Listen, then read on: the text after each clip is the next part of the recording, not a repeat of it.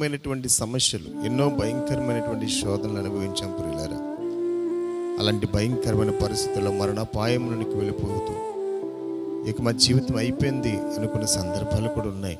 అయితే ఈ రోజు వరకు ఇలా ధైర్యంగా బ్రతికి ప్రభు పరిచయం చేస్తున్న దేవుని కృప ఇప్పటికి కూడా ఇంకా దేవుని సేవ హెచ్చుగా చేయాలని ఆశ, దేవుని సేవ ఇంకా హెచ్చుగా ముందుకు నడిపించి అనేకమైన ఆత్మను ప్రభు వైపు నడపాలని ఆశే. కానీ ఏదో ఒక ఆటంకం ఇప్పటికీ ఇంచుమించు అనుభవించిన బాధలను బట్టి, అనుభవించిన కష్టాలను బట్టి చూస్తే ఇంచుమించుగా 16-17 లక్షలకు అప్పుగా ఉన్నాను. అయినా సరే దేవుడు ఏదో ఒక రోజు గొప్ప ద్వారం తెరుస్తాడులే అనేటువంటి ఆ ధైర్యంతో ఈ సేవను కొనసాగిస్తూ ఉన్నాం. ఇది ఆగేది కాదు, ఇది ముందుకు నడిపించాలి.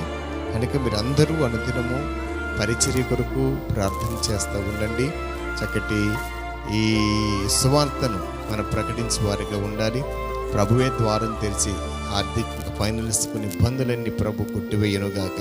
అది దేవుడు ఖచ్చితంగా ఒక ద్వారం తెరుస్తాడనే నమ్మకం ఉంది ప్రియులరా. దేవుడే కనికరించి గొప్ప మహిమ కార్యాలు చేయను.